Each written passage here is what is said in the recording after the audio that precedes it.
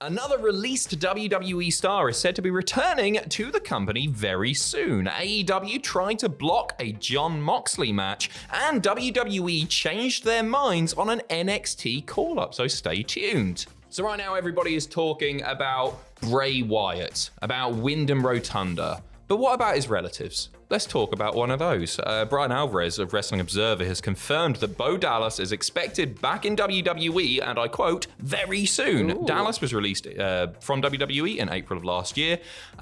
However, he hadn't wrestled for WWE since November of 2019. He is a former NXT champion. He's a former tag champ. And I think he's a very, very talented guy. Now, the immediate thing in everybody's mind is, hey, he's going to be a member of Wyatt's potential new faction. I think that's quite probable. Yeah. However, I think there's other stuff you can do with him. I enjoyed the B-Team stuff for what it was. I think it had a limited shelf life. I think it was decent. But think back to his NXT time as Bo Dallas, the knob-end motivational speaker, going around at ringside doing all this. I think he was great. I think he was really, really good value. And I think he's somebody that a lot of people thought might do bigger things on the main roster. They gave him like a Rumble spot, didn't they, before he got the proper call up? Yep. Where do you see him fitting in? I do see him fitting in with Wyatt's faction. Yep. That does seem like the obvious sort of conclusion, the obvious sort of thing that's going to happen with all of this.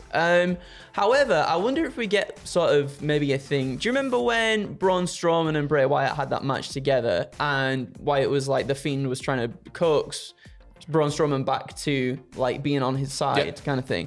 I wonder if we get something like that. Maybe Bo Dallas comes back and then he has a few matches, builds up his character, and then Bray is coming back into the fold being like, you should come back. That's a really fun way of doing it. Rather than just debuting him as part of the faction, have him come back, do like the B-Team character, the babyface sort of thing that he's done, not the motivational speaker thing, and then have him, come back and... Because you could establish him before he gets to be a part of the faction, and then say that the faction does break up down the line a year or however long it goes on for, then at least there's some character substance there to fall back on once you've broken away from that too. Yeah, I guess so, yeah.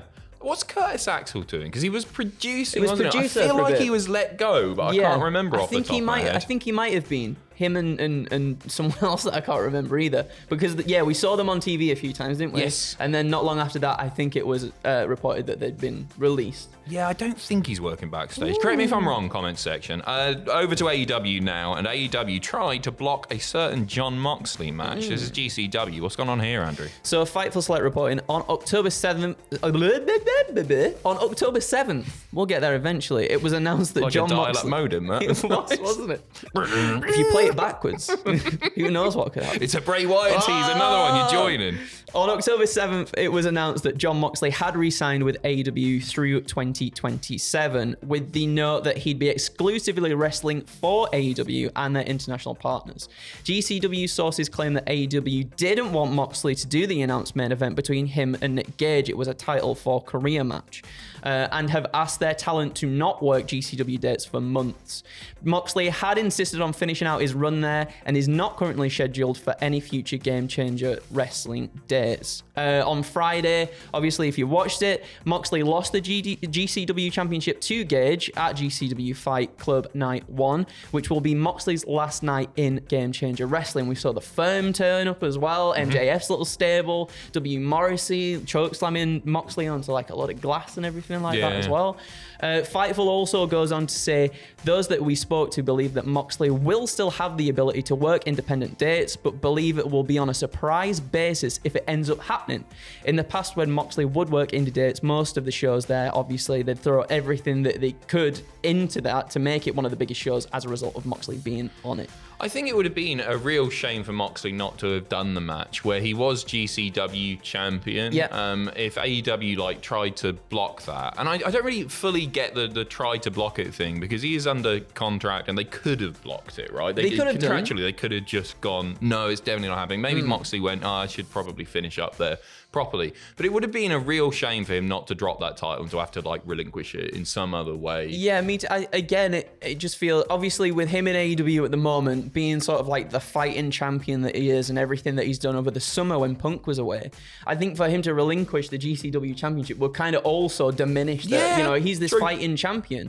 At the same time, I can see why AEW possibly wouldn't want Moxley to work the GCW dates, because we've had so many things happen. Injuries all over the shop. Especially in a match with Nick Gage. Right? Like a death match kind of thing. That is... Who knows? I mean, Moxley is obviously a veteran of this stuff. You never know when things can go wrong, but I think he's probably one of the most safer people in a death match, for like want of a better word. Yep. So I can see why that would be a thing. But at the same time, I think it was clever to get the firm involved to make it more of like a storyline type thing as well. Yeah, and that helps AEW as well by doing that. You're totally right. Mistakes can happen at any point, and Jon Moxley very much feels like the glue that is holding AEW together at this point. Maybe him and Chris Jericho, but Moxley has been awesome. And just a guy who is so unproblematic, and I think he just still really loves wrestling. I was really excited when I saw that he was signed for another 5 years. The belief is that he just doesn't want to go back to WWE at all, even with Triple H in charge. 5 years, lengthy contract term. Long time. That's for sure. I hope he's made. And I read also that he didn't, because all of the wrestlers try and play off WWE and AEW together. It's like, well, I might go back there, give me some more money. Apparently Moxley just didn't do that. What a good guy. He's just a good, he's just awesome, a good dude. Yeah, he just knows what he wants, and there's no pomp and circumstance about it. He's just like, I just want to stay with this company that makes me happy. Yeah, so, good lad. Good lad. WWE, back to them now. Apparently they changed their minds on an NXT call-up. Obviously we saw Legado del Fantasma making their SmackDown debut on Friday. They are now alongside Zelina Vega. However, no Elektra Lopez. Dave Meltzer says that Lopez was originally factored into Friday's segment, saying everybody was under the impression she was going to be called up. Then WWE changed their mind and she wasn't. Oh. So I think it's a cool little...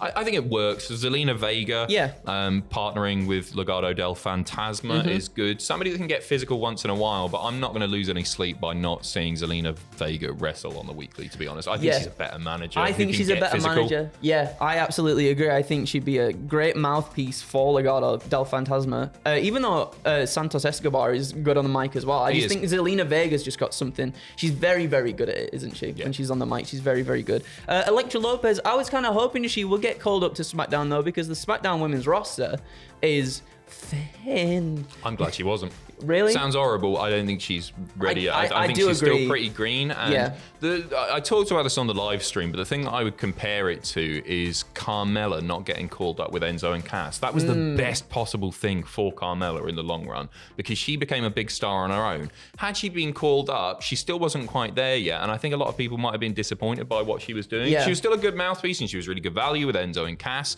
But though the extra time in AEW, what was she doing there? In NXT, I can't stop thinking about it. I love you, Tony. That extra time in NXT actually sorted her out and, I think you're right, put her on a higher level with regard to in-ring stuff. Yeah, no, and I can see that with Elektra Lopez as well. I think she's got a lot of promise. She's quite a bruiser, like a heavy hitter and everything as well. I think if you build that up a little bit, that'll be a really interesting person to have on the main roster, because we don't have too many women sort of like that either at the moment. But yeah, that'll be good. We'll see what happens. She feels like she has the potential to be a star, and I think just giving her that bit more seasoning down in NXT. Yes.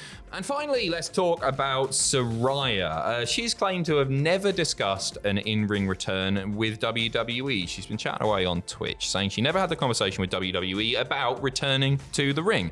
And I quote, "We never had that discussion. I never had that discussion with WWE because they let me go. I've been working years to better myself and be healthier and stronger. Me mentally, I never brought it up because I had this mental block. Me and WWE WWE never had that discussion about having a match.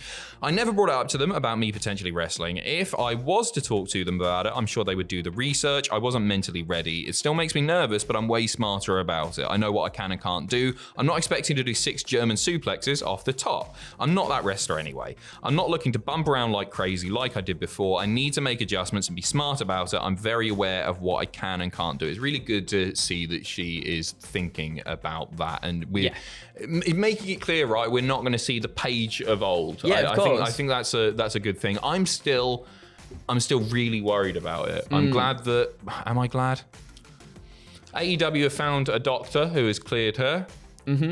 Mistakes can happen very easily, and it's very, very serious, the injury that she had. And I really just desperately hope this doesn't end in tragedy.